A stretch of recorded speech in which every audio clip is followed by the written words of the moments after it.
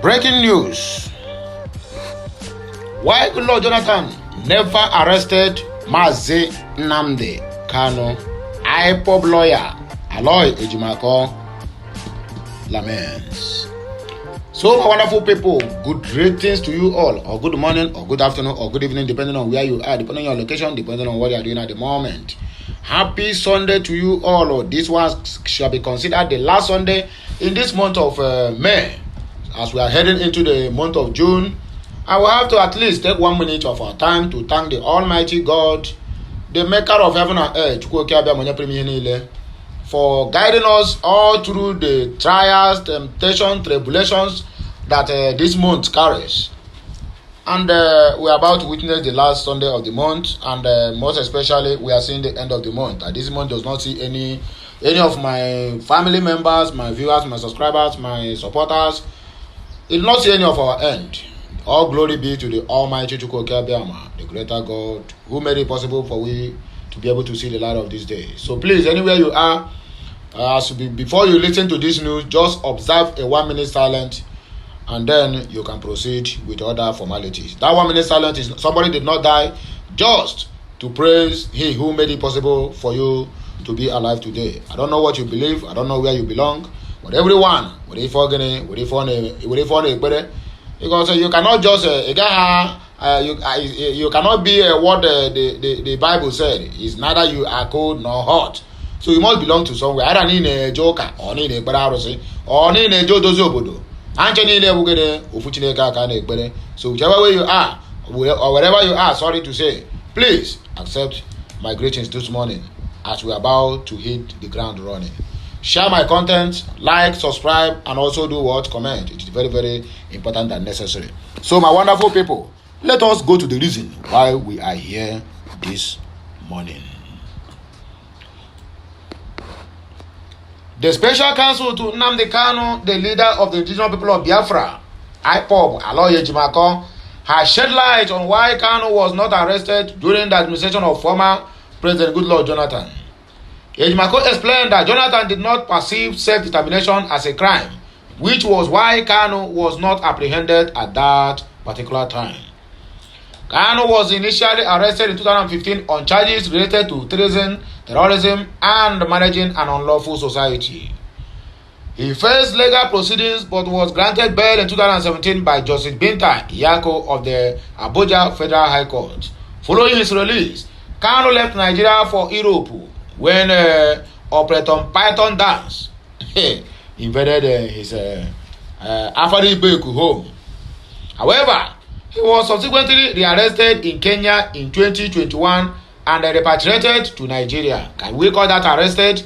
Or can we call that he was kidnapped in Kenya in 2021? Please, writer or editor, be mindful of the word you use. This one is not rearrested. Kano was adopted or kidnapped. Adopted. You can use adopted, you can use kidnapped in Kenya, and he was how do they use to tell this English? He was repatriated. He was illegally renditioned to Nigeria. I beg you, people should not mind me. You people should not mind my language. I might not be as educated as you are, but the most important thing there is that I have a message I'm passing through, and some people are getting that message. So anywhere you understand it, whether I use grammar or I use Oyibo or I use my own local dialect. If I can speak Hausa say for Yoruba, I think it would be more better, so that I go to mix all these things. So that if you don't understand English, you go understand the grammar. If you don't understand the grammar, you guys will understand your own dialect, Hausa or Yoruba or Efiki or Akwa Ibom or Ubom and the rest of them. I beg, make them not disturb me. Not make them not worry me, because anyone will come to my comment section and say, "Oh, my English is not okay." One day I will block one of your ears. Since then, he has been held in custody by the Department of State Service, DSS, while his trial continues. During the Free Nnamdi Kano conference in Washington, Aloy Ejimako alerted that the international, domestic, and continental recognition of the right to self-determination. He emphasized that the formation of IPOB did not violate any laws in the United Kingdom or Nigeria. Ejimako pointed out that the reason Kano was not arrested between 2012 and 2015 was due to the understanding during that time that self-determination was not considered a crime. You know, all these people, the reason why, okay, you have said your own, Aloy, let me say my own point, or let me lay my own voice. The reason why all these people, they are feeling threatened, most especially the regime of President Muhammadu Buhari. The reason there is very, very simple. The amalgamation of 1914 have expired.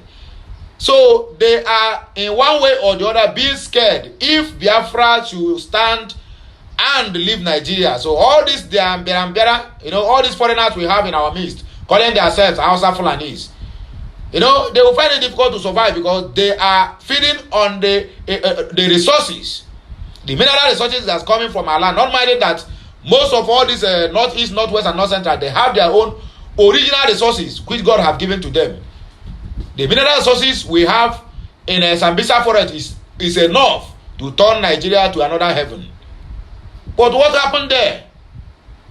They use a bandit and be scaring people while the foreigners are busy there siphoning what God have given to us. Okay, then they were afraid because they think that only the Niger Delta or the southeast have oil. But now oil have been found in between Gombe and this other state. Over 1 billion barrels of crude oil and some billions of natural gas. So why can't they now sign that a referendum and let everyone go their own way? Because the board of contention that have made all these things, it seems like one part of the country will be richer than the other is because of the oil. So now every sector of the country have oil. South have oil. Southeast have oil. Northeast, northwest, north central. They can depend on their own mineral resources, which every state have. And they have abandoned all these things. Everybody focus is on crude oil. Very soon, our prayers not for we to have good government in Nigeria. We all should also be praying, doing all the manner of incantations, so that that oil will just dry. We wake up now one day, they try to suck, they try to drain, they cannot find anything. Then let me see whether they will still believe in one Nigeria or not. Because to them before, they think that the North are the one that supply the food that we're using in the Southeast. So if there's any small thing, they will lock up and say, oh, we cannot bring our food supply again to the Southeast. But when the Southeast started cultivating, they initiated the system of unknown government or Fulani herdsmen that is going from one fan or the other, raping our women, killing them, maiming them in their numbers. All these things is the plot to sabotage the Biafran struggle and to make sure that we all click to this so-called mistake of a country called Nigeria. It will not happen, my dear brothers and sisters. Yes, if they want to do the country well, let them do the country well. So whereby every Dick and Harry in that country will know that, yes, and be proud to say, I am a Nigerian. Not some part will come and tell you that they are the one that is being born to be ruled. The other ones are born to be ruling. The other ones are supposed to be marginalized for the rest of their lives. It's not going to continue because that does not speak good about this great of a nation. Ejima pointed out that the reason Kano was not arrested, okay, is because good luck considered his agitation not to be a crime because he have every right, according to the constitution, to agitate. However, he noted that the government that assumed power in May 2015 took a different stance, treating self-determination as a criminal activity. As a result of the change in perspective towards self-determination, Kano was apprehended in Lagos and charged with treason, illegal importation, and insulting the president. Ejimako's statement at the conference sheds light on the contrasting approaches of the previous and current administrations regarding self-determination and its implications for Kano's arrest and legal proceedings. In that same handle, the vice president-elect Kazim Shettima speaks on Islamization or Islamization of Islamization agenda, being Boko Haram founder. Okay, now we have accepted he's a Boko Haram founder ahead of swearing in. Let us see what he get to tell us. The vice president-elect Kashim Shettima has denied any plan of an Islamization agenda for Nigeria by incoming administration. Shettima, a former governor of Borno State, made a clarification on Saturday while speaking at the inauguration lecture in Abuja ahead of the May 29 inauguration date for the new administration. He also debunked any insinuation about being the founder of Boko Haram terrorist group, speaking against the backdrop of the Muslim ticket of himself and the president-elect, Asiwaju Tinubu. Shettima made it clear that Nigerians have nothing to worry about. He pointed out that many of his aides, including his chief security officer, CSO, are Christians, and the family of Tinubu are also Christians. So if the family members were not Islamized, there is no fear about Islamizing Nigeria or the country. I was a child of necessity. There is no Islamization agenda. Asiwaju Tinubu is a Muslim who is married to a Christian, not only a Christian but a pastor in the Redeemed Christian Church of God. He said, someone who has not Islamized his family, people are alluding that he has the intention to Islamize the nation. The question there is, are you sure he is the one marrying Remi, or Remi is the one marrying him? That is what we need to ask ourselves. Samson is a powerful man. He kills a lion. There's what will I call them? All these motivational speakers. Motivational speakers said since he read the news of Samson killing a lion, he's no more afraid of those lions. Even if he's walking at the darkest part of the night, he don't fear about lions. But what did he fear? He said he fear he who kills Samson. Not Samson that killed the lion. He cannot fear Samson or fear the lion. But who kills Samson is Delilah. So our able president-elect might be a powerful man, a top man outside his home. But when he gets inside his home, he find out that the Baba go to collect slap anyhow. If you talk anyhow, if you do anyhow, you see anyhow. Not that I'm criticizing him, but I'm just telling you as a man what we witnessed in our different homes. So telling me that he did not Islamize his wife. Maybe in that marriage, the woman is the man, while the man is the woman in their home. But when they come outside, you will see the other one simply because he have banana. That is, he's the one that is in control. We all know we face all these things in our different homes. So let us be realistic. Politics is about perception. As we begin the formation of a new administration, I deliberately picked an Igbo man, a Catholic, to be my chief security officer. For the purpose of inclusivity and togetherness, again, I deliberately picked a northern Christian to be my ADC. So the so-called founder of Boko Haram is going to be protected by, complete that by yourself. We are here to serve, according to Arisharif Shettima.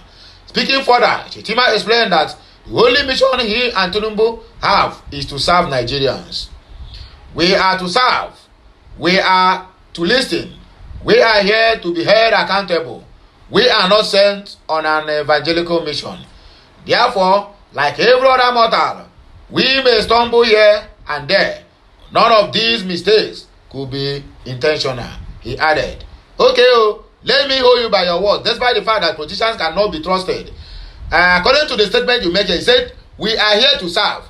If we are here to serve, what happens during the time of town hall meetings where they call your principal, come on, tell the country, so that we can hold you by your words and hold you accountable for whatever you have failed to accomplish. Not that this past government now, after solid good 8 years, that most of the spokespersons who keep on defending them that they are doing well, now they return back now to tell us that most of the promises being made during the campaign, that the president is not all aware of it. I hope this will not be one of those scenario where you people will come out now and tell us that there are some promises that you are not aware. It is not in your manifesto. We are waiting. Because everything, according to Aisha Buhari, she said that her husband accomplished 50% of his campaign promises. And I hope that it happened that way. If we ever accomplish even 20% of what he promised, Nigeria will not be in this total mess. You are coming to fight corruption. You turn out to be the king of corruption. Where we say, barely some days for you to leave office, you have made a demand through your rubber stamp House of Assembly and Senate. $800 million to borrow have been approved. 22.7 trillion naira, whatever all this money is meant for, is what I cannot say. That is why you see our able son, Michael Zekome, on top of his voice, he really cried. If that man can cry in that public, in that speech, I tell you the gospel truth, he will shed tears for Nigeria, for what the president is doing to the nation. Just barely some days to go. We are still not recover from the 77 trillion naira debt that this current administration will inherit. He keep on making demands and demands. According to the Ministry of Works and Housing for the federal level, Babajide Raji Sanwo-Olu,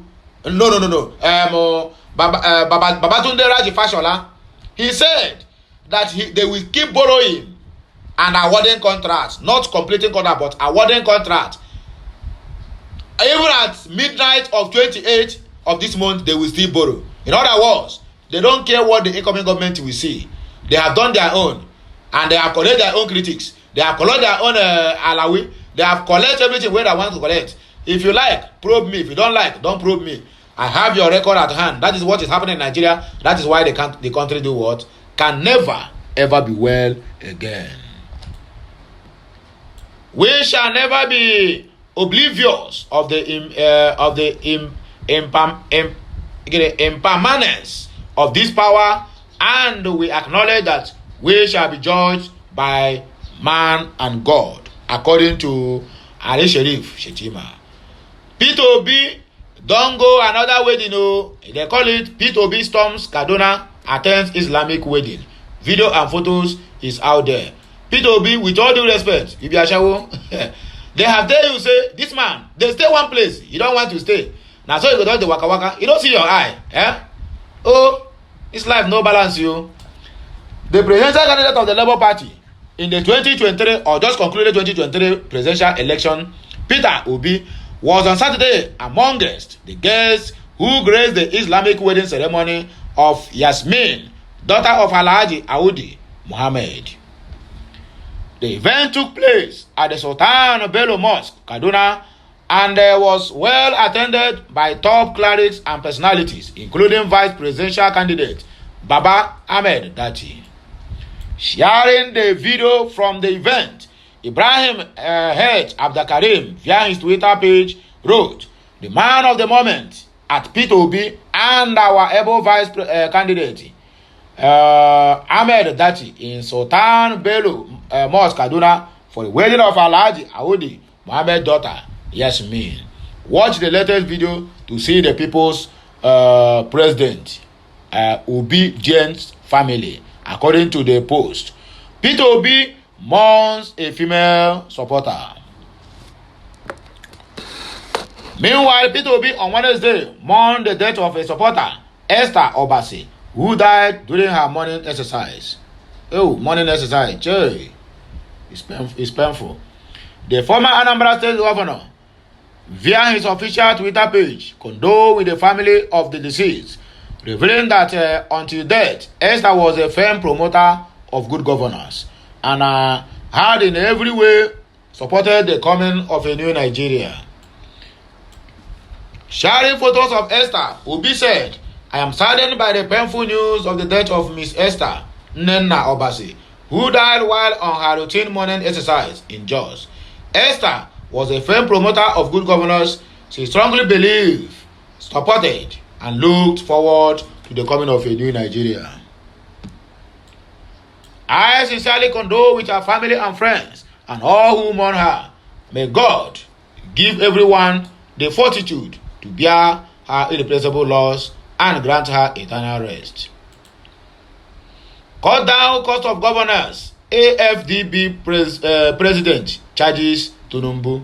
If you try it, nobody will ever contest for governorship again, or even president himself, because all this immunity, all this after you have left office, somebody who ruled as a minister, who served as a minister, a senate, governor, house of reps, I mean all the whole of offices of at the federal level, they will serve on.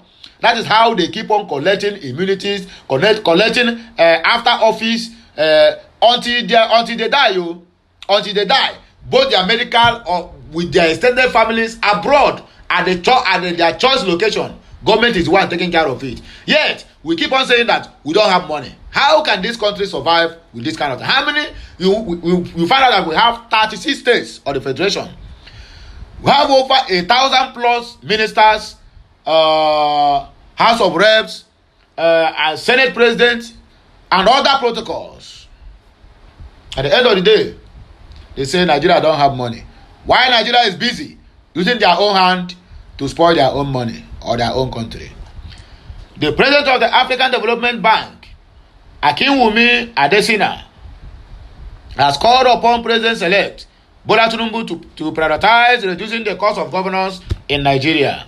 Only if they will hear. If he reduces it, all the ability he's collecting from Lagos State as a past governor, he will lose all. So he will not. He dare not. He dare not. Adesina made this statement during the inauguration lecture, which is part of the activities leading up to Tinubu's swearing in as Nigeria's next president. Adesina highlighted the detrimental effects of the bloated size of government on public sector expenditure and overall development process in the country. He emphasized the need to allocate more resources towards development as Nigeria currently ranks low on the Human Development Index compared to other countries worldwide. Addressing Tinubu directly, Adesina urged him to tackle the challenges of governance from the very first day in office. He stressed the importance of leadership that can instill hope for security, peace, and stability in Nigeria.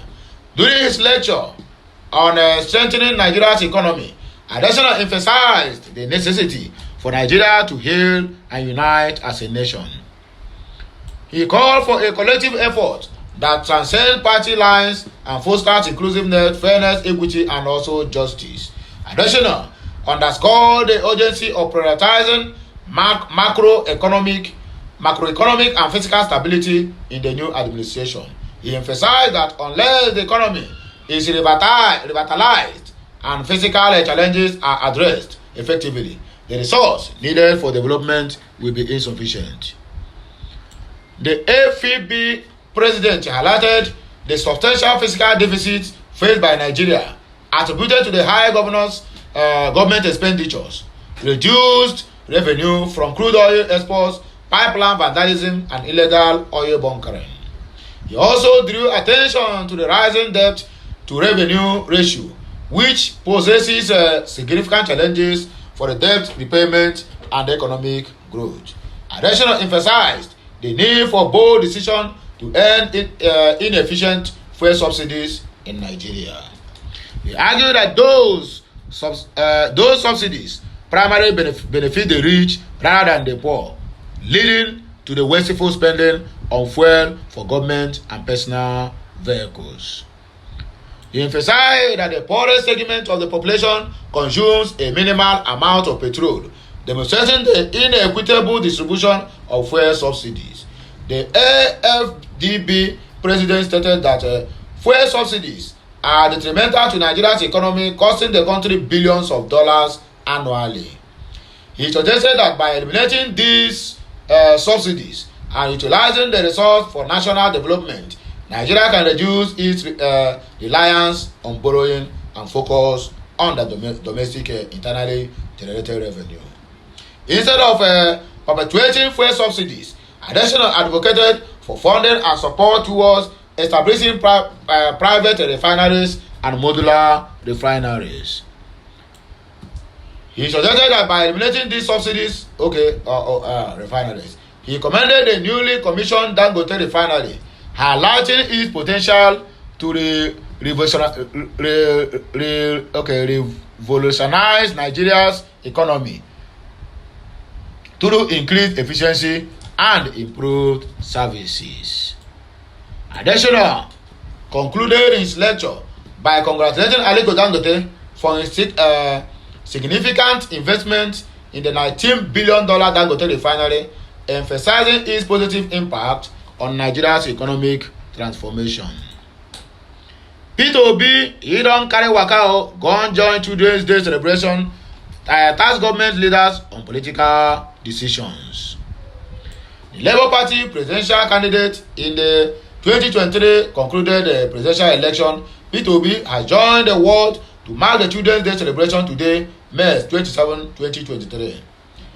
Nigerian report that the former governor of Anambra State, in a statement on Saturday, urged government leaders at all levels to consider the future of Nigerian children in their political decisions. According to him, children's future must remain governance top priority, especially in the health and education which impact directly on the children. Peter Obi also urged children to remain law-abiding to enable them to grow into responsible citizens and contribute to national development.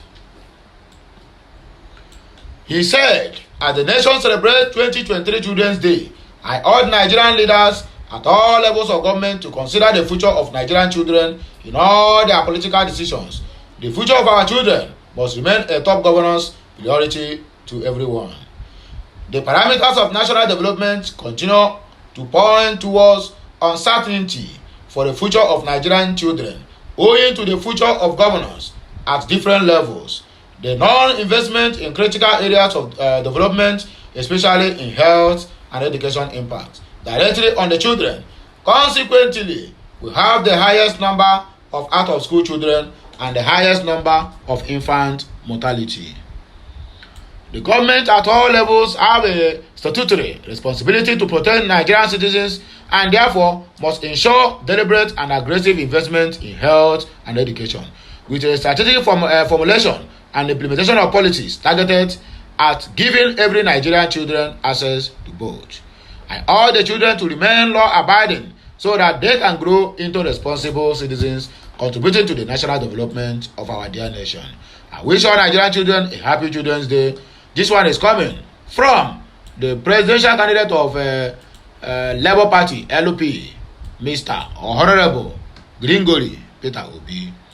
Court declares Inspector General of Police Ahmed Alikali's appointment and also stay in office as illegal.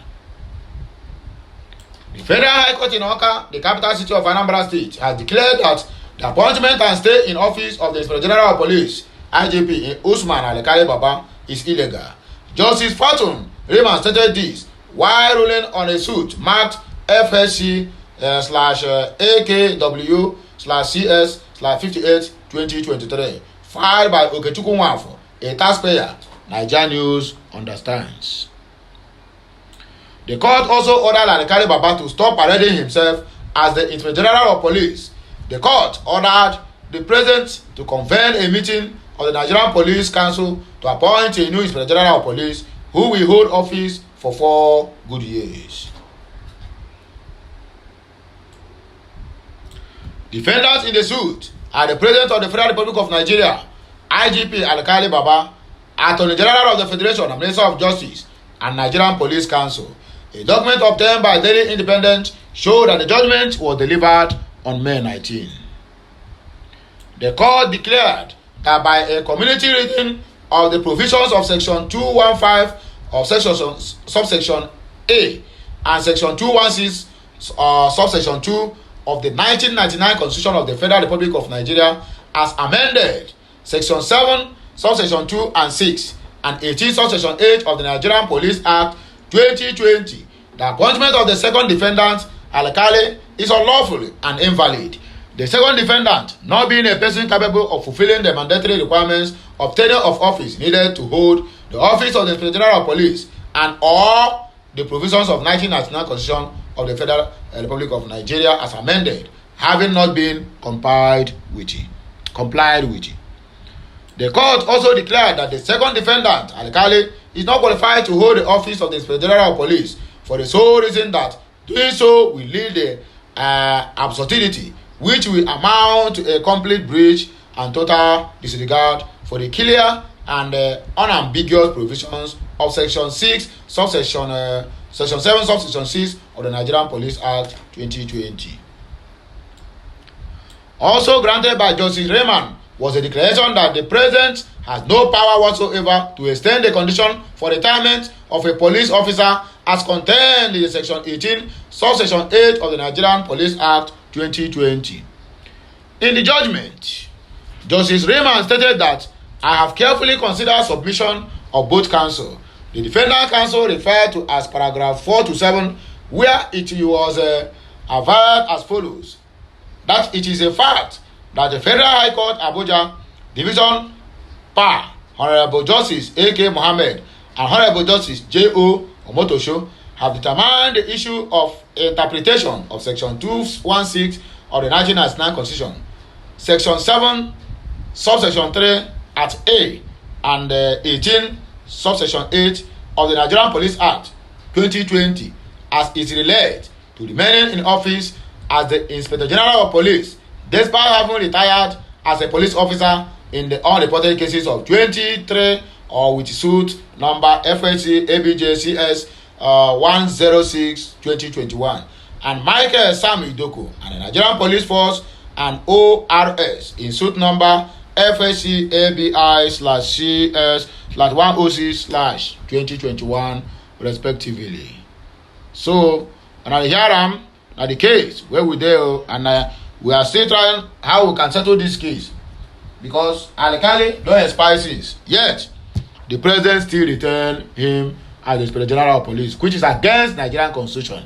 Everything they keep saying, president have the final say, president have the final say, but the final say does really relate to what the law says according to the law and the Constitution of the Federal Republic of Nigeria? The answer is no. All these things are being happening because they feel that they have the power to do whatever they like. Nobody will question them. Even the court, when the court say A, they will do B. When the court say C, they will do D.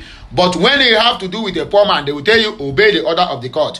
Then them that made the law, that don't keep the law, are the one now we tell you to obey the order of the court. But they won't obey it. How many times are the EFCC chairman have been sentenced to Kuje prison? 3 to 4 times. To 4 months respectively in Kuje prison. He refused to go. If the General of Police, the same thing. One commander be general in Niger, the same thing. So they are above the law. Why can't he stay in office even past when he's supposed to? As a retired, he retired already. He's still holding the office. That is why he's not effective. He's just there. Anything you bring inside his mouth, womb. You make a law that even your own junior officer can challenge you at a checkpoint. You say nobody should collect bribe, lie before your face. They even they do the video and even threaten people. If you do not give me bribe, blood will flow. You will see all these things tomorrow. They will still go back there because he is not effective and he not deserve to be there. That is the simple truth. Former Kenyan President Uhuru Kenyatta urges Tinubu to embrace unity as the president of the nation. Former Kenyan President Uhuru Kenyatta has called upon President-elect Bola Tinubu to be a unifying force and father figure for all Nigerians. Kenyatta made this appeal during the presidential inauguration lecture in Abuja on Saturday, just before Tinubu's swearing-in ceremony. Highlighting the conclusion of the elections, Kenyatta emphasized that it is now Tinubu's responsibility to bring together every Nigerian, regardless of religion, tribe, political affiliations, or other associations. In his keynote speech at the event, the former Kenyan leader stated, "The contest is now over and the hard work of building a prosperous and unified Nigerians now begins." Kenyatta advised Tinubu to transcend the tactical politics of the election and embraces his role as the bearer of Nigeria's vision. He stressed the need for a complete transformation of the adversarial mindset typically embraced by politicians during the electoral processes.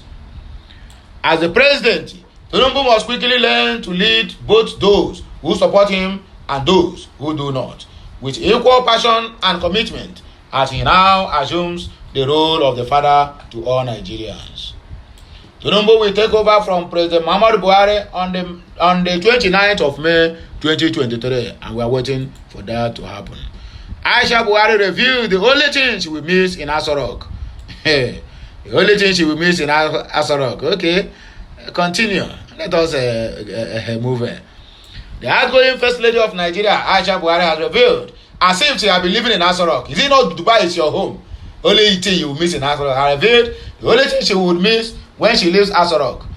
Nigerians understand that the first lady said she would miss taking a walk in the evening around the villa. So that is the only thing you will miss. So Aso Rock now is more beautiful now than Dubai, where you have multiple homes. I beg you, let us hear what, Joe.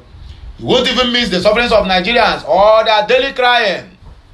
The only thing you will miss is taking a walk inside the Aso Villa. The first lady during an interview with the Sun said that was the only thing she would miss, and that they are living happily. According to her, after 8 years in the villa, I used to say that I would miss taking a walk in the evening. You know, they have a very long stretch and a beautiful garden. I think I'm going to miss that. Apart from that, we are living happily and we thank God. Her revelation comes barely 3 days to the end of her husband's, President Muhammadu Buhari's tenure. It will be recalled that Buhari's government was inaugurated on May 29, 2015, and it will come to an end on the May 29, 2023 as well. Speaking further at the presidential villa in Abuja during the tour of the villa with the incoming First Lady, Olulemi Tinubu, Aisha Buhari said, despite the rule of the First Lady is not constitutional, she has enjoyed the goodwill of the citizens that allowed her to carry out humanitarian activities and partner with NGOs during her 8 years in office. She was also reported to have handed over the African First Lady's peace mission to her successor, who will now serve as the chief host of all the spouses of African heads of the state. The acting First Lady said, as you are all aware, the role of the First Lady is unconstitutional, but we enjoy the goodwill of the citizens in order to carry out some basic things like humanitarian activities. We partner with a lot of non-governmental organizations, NGOs, in order to help our citizens, and I have enjoyed that goodwill for the last 8 years.